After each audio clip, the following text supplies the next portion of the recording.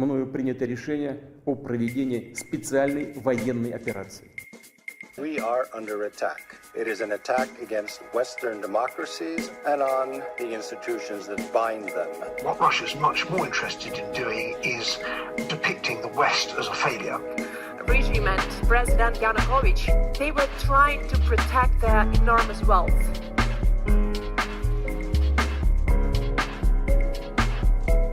This is Kremlin File. Hi, everybody, and welcome to Kremlin Files Week in Review. Olga, we're back at it. Hi. Yes, we are. I feel like we're doing this all week long. Exactly. And this week was particularly, full of events. It seems like we can never rest. Can I say that? Can I say that we can, it's every day, 24 hours a day. It's incredible. No, 100%. I mean, Russia definitely keeps everyone busy, and when everything is said and done, I think they're going to have to pay, to give back our time and for all the chaos that they're creating in the world. Yep, I think so. I'm with you. And war crimes. And war crimes, exactly. So I guess I'll kick it off, shall I? Okay. I'd like to begin this week with a story that was passed on to me about a Russian oligarch, Gennady Timchenko, who has made the headlines in Finnish media in recent days because he's got dual citizenship. Okay. Yeah, I know. For those of you who can't see Olga, she is now shaking her head. And he's right for his dual citizenship and his private army. Now, the Helsingin Sanomat reported on Monday that the Ministry of the Interior intends to find out how, the citizenship applications of the entire Timoshenko family were processed in Finland. And there's one of the MPs of the parliament who has submitted a written question on the subject, this week, in which he's actually asking the government, if they are ready to take measures so that dual citizens who have committed war crimes and other criminal activities in other countries could also lose their Finnish citizenship. I can't believe that this guy is there. I really cannot. Incredible story. I can. I know.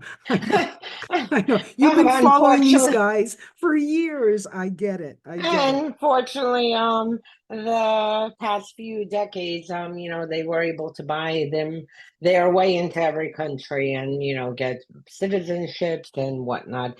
And for people who don't know, Timchenko is one of the closest allies from St. Petersburg days of Putin's piece of shit thug, who was sanctioned, and he literally, was moving the Kremlin money for a very long time through a company in Europe, well, several companies.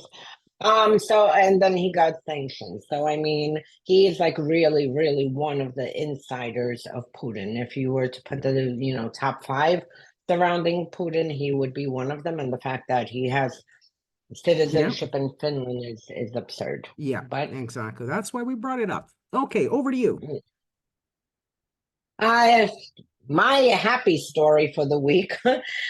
Ukraine spent a few days launching drones. They hit several oil refineries across Russia, striking very deep inside of Russia, which really was amazing. And then on top of it, a Russian military plane, I don't think related to Ukraine, I think just Russia keeps losing these planes, crashed around the same time. And then you had these, I don't even know how to explain them, but they're Kremlin, I guess, anti-Kremlin saboteurs who breached the borders and claim to have captured a few cities on the Russian side, particularly in Kursk and Belgorod. So, I mean, it's interesting because, you have Congress still stalling and not providing aid. You have Ukrainians on the front lines with, rationing ammo and barely having any ammunition. But these asymmetric tactics are proving to be, very, very good Yeah. and giving Ukraine a chance and giving Russia a taste of its own medicine. That's right. Now, these oil refineries, just to add just a little bit, these oil refineries, obviously they're there to, for the actual war and for domestic consumption as well. So this is hitting them, okay, where it actually hurts, okay. I actually wrote on Twitter, I said, since the international community can't seem, to enforce sanctions, at least Ukraine is now enforcing sanctions because they took out the capacity, and that's, I would say probably 10 or 15% of Russia's oil production. Yeah. And can I do the next one just to tie in with this? So one of the Yes. facilities hit was Lukoil, and then the next morning, the vice president of Lukoil, Vitaly Robertus, died at the age of 53. So Lukoil released a company press release that he was dead, and then eventually details came out that he was found dead in his office and committed, quote unquote, suicide. So we know what that means. He had a special visit. That's right. He had a And special he's visit. like the 50th he's like the 50th businessman or high-level businessman or government official who has suddenly died under mysterious circumstances. And that's number 4. They've offed 4 of Lukoil's top men. I think this 4 is number or 5. 4. Then there were 4 before, and this is 5. I heard 4, yeah, but I think. Okay. All right. So let me pick up to what you were talking about before. You had mentioned about Ukraine having to ration ammunition. I just wanted a little update on the Czech ammo initiative, which is moving forward. Portugal, for example, signed up today. There's a little fun fact that is tied in with all of this. The Czech Prime Minister, Peter Fiala, avoided mentioning some of the details about the initiative itself during a meeting that involved the Slovak counterpart, Roberto Fico. And this was reported, on March the 14th, citing an unnamed diplomatic source in Czechia. I had also read about this in another, publication as well. So they're keeping information from him, and we know why. Yes, he makes up the axis of evil in Europe between him and Vucic from Serbia and That's right. Orban from Hungary. I would not share any information with them unless you want to deliver straight to the Kremlin's desk. Topping off on that news, Denmark is providing Ukraine $336 million worth of a new military aid package. And the White House, due to contract negotiations, was able to, announced that they will provide $300 million in weapons, in a weapons package to Ukraine. So you have all these weapons coming. And interestingly enough, this morning I saw that Greece, just recently, they were there with Zelensky, and Russia practically assassinated both, is also providing a weapons package that seems to be very serious. So you have a lot of weapons that are going to be heading to Ukraine. We need way, way, way more. Yeah, I'll expand on what you're saying a little later, in another little story that we're following. But I just wanted to bring this up, which is the U.S. Treasury has warned Austria's Raiffeisenbank International that it risks being cut off from the U.S. financial system if it was helping to fund Russia's military. Apparently, the OTP bank in Hungary is under the same similar risk. And we know that these are Orban has been pushing at the European level to get OTP okay, off the list of banks that, let's say, aren't being monitored, so on and so forth. So let's see what happens with this one. Yeah, it'll be very interesting. And I know Treasury has been taking, these violations very seriously, as has US Department of Justice. So I think, between Treasury issuing secondary sanctions now with companies, individuals, and countries like, that are assisting Russia, and between going after banks, and it's a good step Yeah, finally yeah, that finally. we're taking. Yep.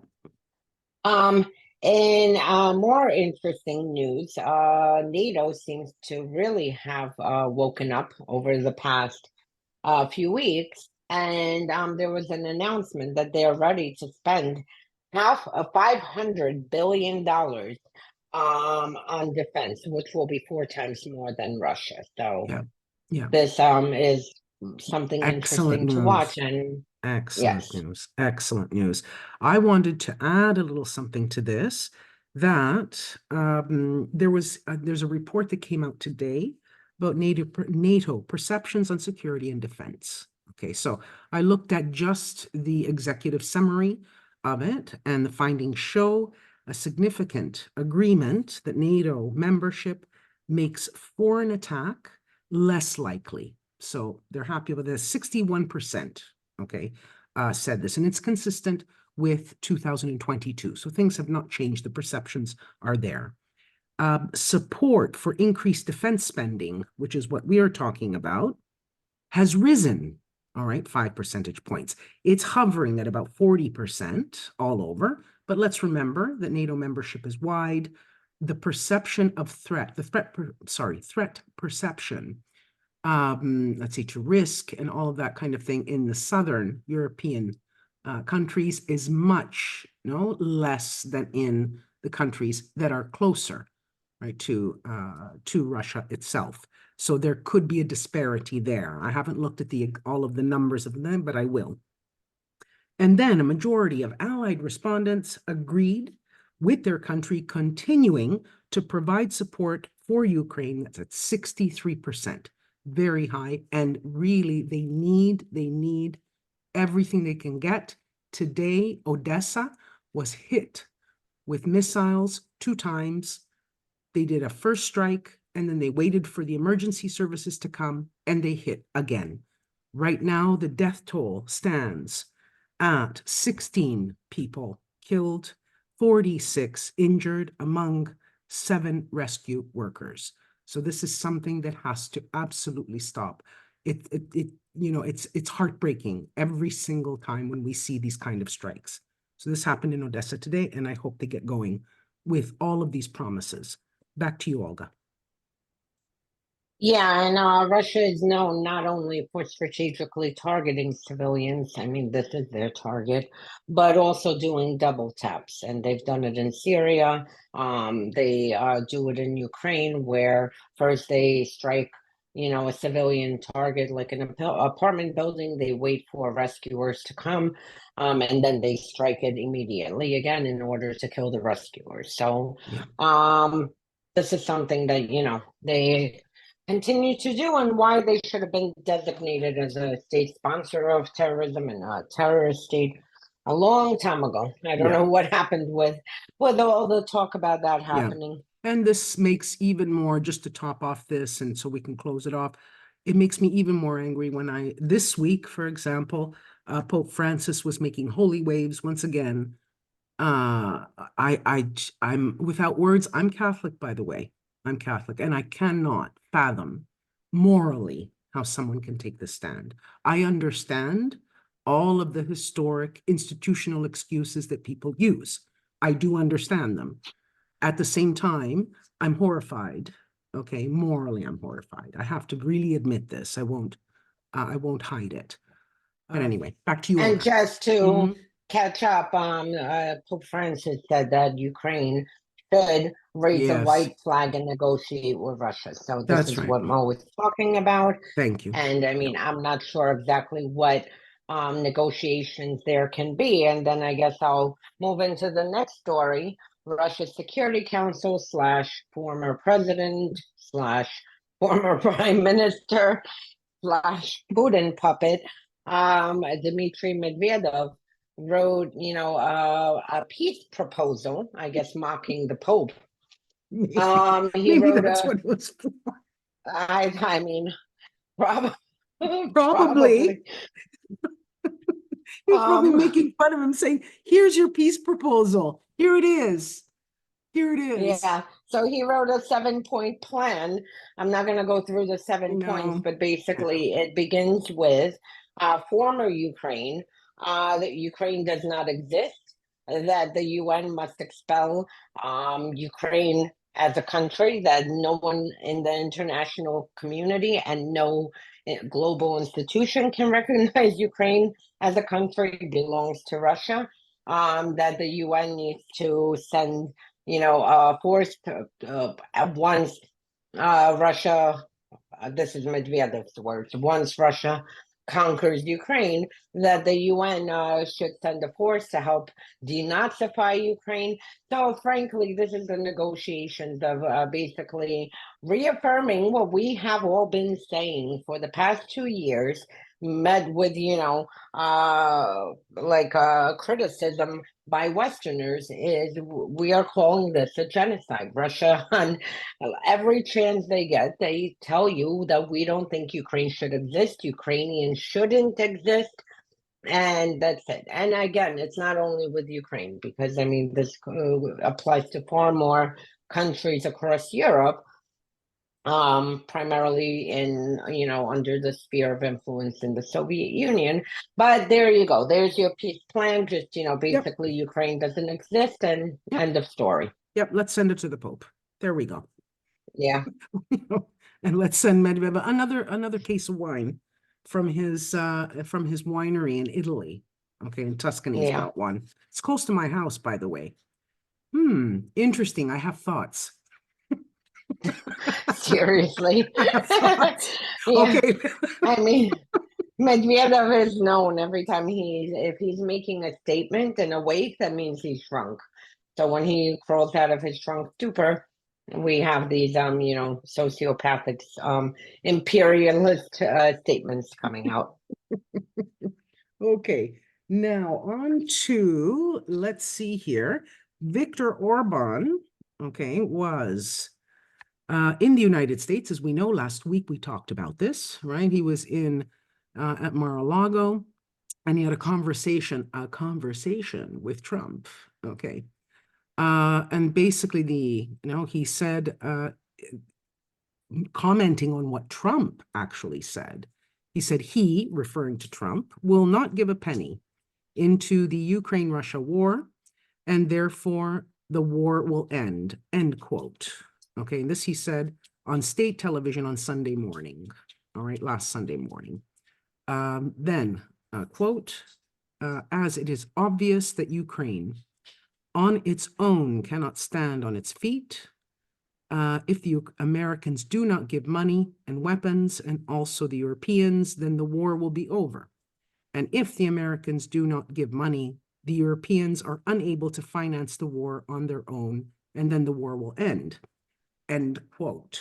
Okay, so of course, here he is. All right, it's a mirror. I have no idea how he is still in the EU. I do understand why he's still in the EU, but absolutely incredible. And this hooks up with something that we'll talk about later, to do with Macron's, okay, statements, all right? And I think he almost did it to sort of like, okay, let's get back in there. But I'm going to throw it over to you, Olga. Any comment on Orban? Well, we know 3 people who will accept Medvedev's peace plan. It'll be Trump, Orban, and the Pope, because they all seem to be on the same page. That's right. They all came out this week. There we go. Yeah, all on the same page with this. Ukraine should just be swallowed by Russia, and a sovereign country should disappear. And this is interesting because, I saw a lot of people criticizing Orban's, rightfully so, Orban's comments. My message is to U.S. law enforcement: what in the hell was Tucker doing in Moscow? A few weeks later, Orban is at Trump's Mar-a-Lago. And for those who don't know, Tucker Carlson's father used to lobby for Orban, as well as Bannon, Trump's former campaign manager slash, whatever he is, fascist lunatic. So, this Orban connection goes very deep, very long. Yep. And my personal opinion, they're plotting for U.S. election. That would be my opinion. Logistically plotting on how to overthrow the U.S. election and get Biden out. Yeah. Anyway, so there's new news that came out on Smirnov, and it's that an American company paid Smirnov in 2020 $600,000. The company's name is Educational Transformation Technologies. And this company is connected to a UK company that is owned by Trump business associates in Dubai. And this is the same year after he received this money. So now you have a UK company connected to Trump's associates in Dubai, and then a US company after he was paid the $600,000. This is when he began lying to the FBI on the new information that he received from Russian intelligence. So something to keep an eye to see how this leads to how it's going to Trump's fingerprints in this, which we already know with Giuliani. He was wasn't too private about working with Russian intelligence, to concoct this nonsense. Speaking of Russian intelligence, Austria, has miraculously, can we say, now Olga and I are both laughing at this story because they kicked out two Russian diplomats, air quotes there for you, over actions, air quotes, incompatible with their diplomatic status. This was the Heute newspaper reported this on March 13th, citing the Austrian foreign minister. And Olga and I are laughing because it's like two, there's about maybe 200. I don't know how many they have there. Vienna historically, has been a hotbed of Russian intelligence operations. There was a story that we also followed last year. Do you remember, Olga, that they had satellites like they do in Moldova, that all over the place on the actual building itself? They're getting signals intelligence. We know that they are operating, and Austria is famous for it. I mean, there are so many articles out there that you can read about the history of Russian intelligence in Austria. But it was really funny, like the two. And anybody that knows this story knows it's sort of like they start laughing because it's like, okay, that's great, Austria. I'm laughing more so, not the fact that Austria is a hotbed for Russian spies, that they didn't put them into the parliament. Because I would think that they would, they'd make them part, in some capacity of the Austrian government. Actually, you're absolutely right. There's a great article that I haven't been able to get. I have to get somebody who actually has it, and I may feature it next week. We'll talk about it in Filter, Austria. It's an Austrian. They had done a deep dive into exactly what you're talking about. So I'll try to get the article and go through. It's a long read, but I wasn't able to get the full copy. I just got a few paragraphs and that's it. So very interesting. We'll follow up with it next week on that one. Can't wait. All right. In shameful news, European companies continue to violate sanctions. And I mean, we've had story after story of US companies and European companies, violating sanctions and either directly or indirectly supplying military components to Russia's Ministry of Defense. And sometimes they go through third-party countries and whatnot. In the latest investigation by Moscow Times, Russian service and Arctica NGO they found that European companies have supplied over $630 million worth of equipment, Wow. according to the current exchange rate, to Russia's Arctic LNG 2 project since Russia's full-scale invasion in January 2022. Yeah. So again, you have, another gross violation of sanctions, and we really need to tie up these loopholes, or Ukraine just needs to continue sending drones, I one think or the so. other. That's what I think. I think it works much better. Okay. And a lot Except faster. they can't do it in European capitals. So They cannot. They so cannot. Europe and US They really need cannot. to, Yeah. they And need to that's take more stringent actions yeah, to stop these violations. definitely. And I hope that that's what they were talking about today. Okay. In the Weimar Triangle meet, and this was between France, Germany, and Poland. Olaf Scholz, the chancellor, met with Le Président Macron, which I'll talk about more in a little bit second, and also with, Donald Tusk. And of course, Scholz opens the Not press Trump. conference. Please don't, Did I say don't Trump? scare Europeans. You're like Donald Trump. Did I say Trump? Europe. Oh, geez. Okay, sorry. I want to apologize to all of our Polish listeners. I'm sorry. Okay. Donald Tusk.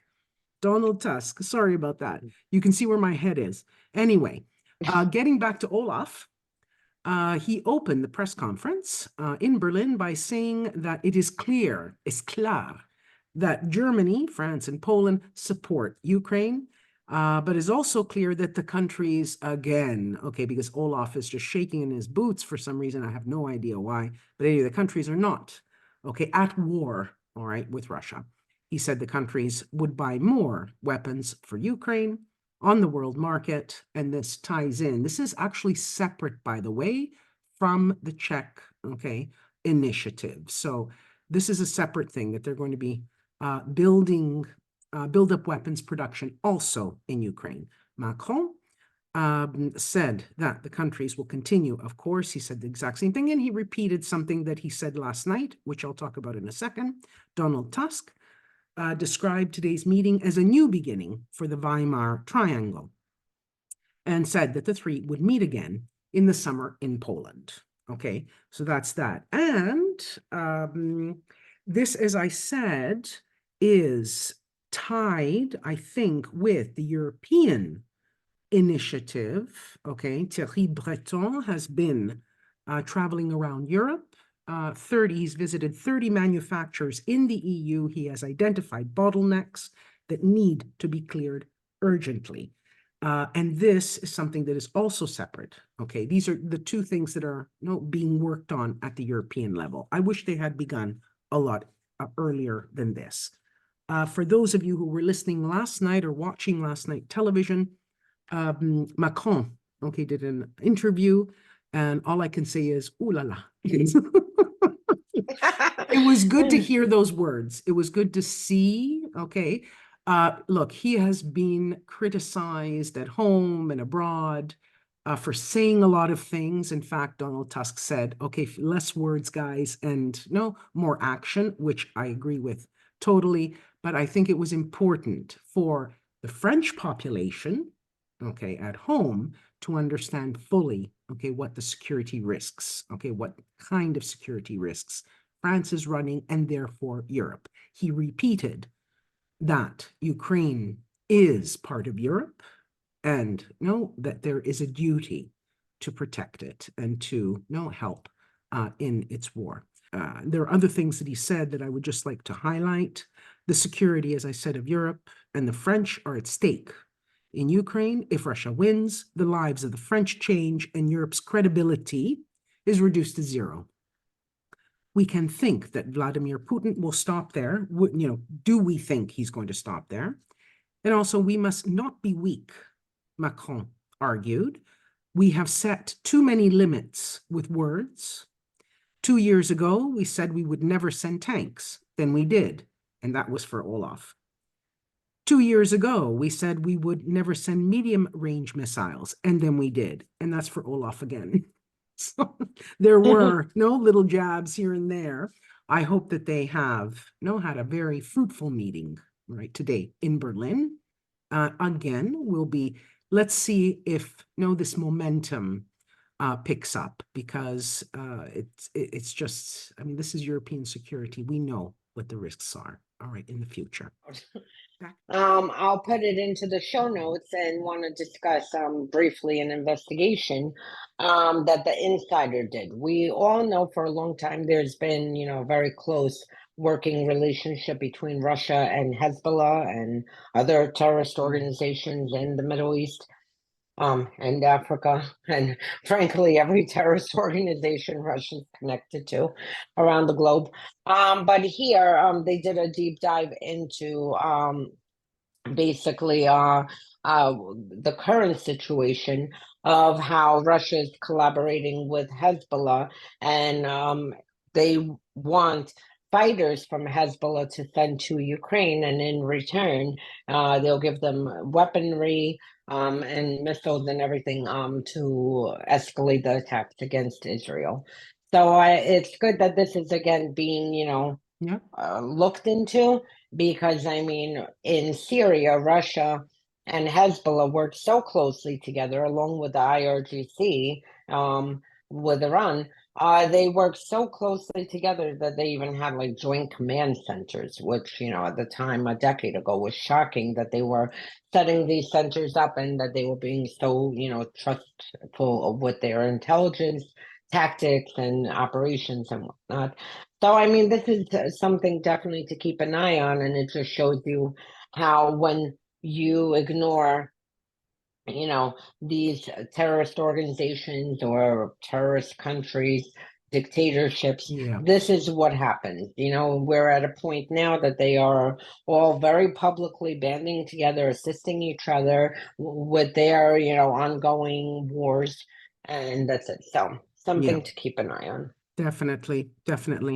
And using all sorts of different tactics that they're sharing together. There is a story that came out in AP. Now, this is something that we also talked to with Eto, okay, which is something that is going to be discussed in our upcoming episode with her. But this is about AI affecting elections worldwide, okay. These kind of AI-generated videos have been cited now during the Indian elections, in Moldova, Eastern Europe countries, and also in other areas as well. Slovakia, Bangladesh, Taiwan, Indonesia. This is starting to be a problem. And they are not just using videos, they're also audio, as we heard, okay, with the robocall. The Biden robocall in the past little while. Speaking of the axis of evil, back to that, China, Iran, and Russia held joint naval exercises this week in the Gulf of Oman. They have more than 20 ships, support vessels, and combat boats from the three countries participating, as well as naval helicopters. To finish off on a good note, okay, bittersweet, let's just put it that way. 20 Days in Mariupol won the Oscar for Best Documentary. Please, everyone, if you have not seen it, I've put it on my Substack various times. You must see this documentary. It is harrowing, but it is something that one must sit through to understand what happened in Mariupol, what is still happening in Mariupol. And it's shocking, actually, that Disney, the night of the Oscars, that afterwards, Disney cut the awarding of the 20 Days in Mariupol for Best Documentary. Ukraine's broadcaster and Ukraine's National Council of Television and Radio Broadcasting has written a letter to the management of the Walt Disney Company, asking them to create a new international version of the Oscar ceremony broadcast that includes the presentation of the award, okay, for 20 Days in Mariupol. That's actually quite shocking to me that they would not include this in the, for the international clips. It's disturbing, and just, for everyone who does watch 20 Days in Mariupol, I just want people to remind that this is just a tiny, tiny glimpse of what happened in many villages across Ukraine. Yeah. I mean, this is just, just to see what Russia did. And I mean, this is happening and has happened across so many villages and towns that Russia has gone through. So, I mean, just this in itself is horrific, heartbreaking, infuriating. But then when you think that this is just a snapshot of the rest of Ukraine, I mean, that makes it even, Yeah. And then to end, normally I really honestly don't want to cover Russia's sham elections, or as I call it, theatrical performance to keep Putin in power. Yes. But these elections are on fire. They caught my attention, literally. Yep. So before this recording, I checked Russian media outlets, well, opposition outlets and Telegram channels, and it was really fascinating. Apparently, you have some kind of a protest going on inside of Russia where they are already, at least at several locations, have set the boxes with the voting ballots on fire.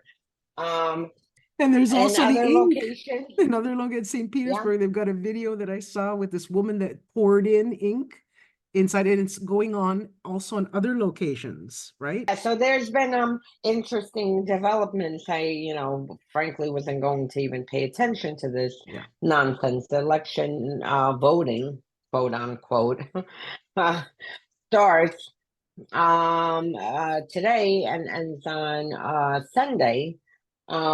Normally in other quote unquote elections, or whatever you want to call them, usually you have just people stuffing ballots in these boxes, but this time they're setting the ballots on fire, which is going to give Russia's security services definitely more to do over the weekend. That's right. So this is interesting. On a more horrific note, in Russian occupied territories, temporarily occupied if we get weapons, Russia is forcing voting there, and I mean these like Ukrainians are forced to go into these polls with literally people standing with machine guns over them and making sure that they mark the ballots. So I mean, this is in horrific news, and this is why Ukraine needs all the weapons as quick as possible so they can liberate these towns under Russia's control and free Ukrainians. Every single day that Ukrainians are under Russian control, they're being tortured, they're being silenced, they're being disappeared, raped. I mean, the horrors, kidnapped into Siberia to be re-educated. The horrors happening inside these occupied territories are pretty much what 20 Days in Mariupol, shows. So frankly, we need these territories liberated, and we need to return Ukrainians to Ukraine, and so they could be protected by Ukraine and get Russia off. So let's wrap it up, Olga. And this has been Kremlin Files Week in Review. You can go over to our Substack to find all the links to the stories that we've talked about today. Also, go over to your favorite podcast, your preferred podcast platform to listen to this or to all the other interviews that we've been doing. And that's about it. Olga, any last words?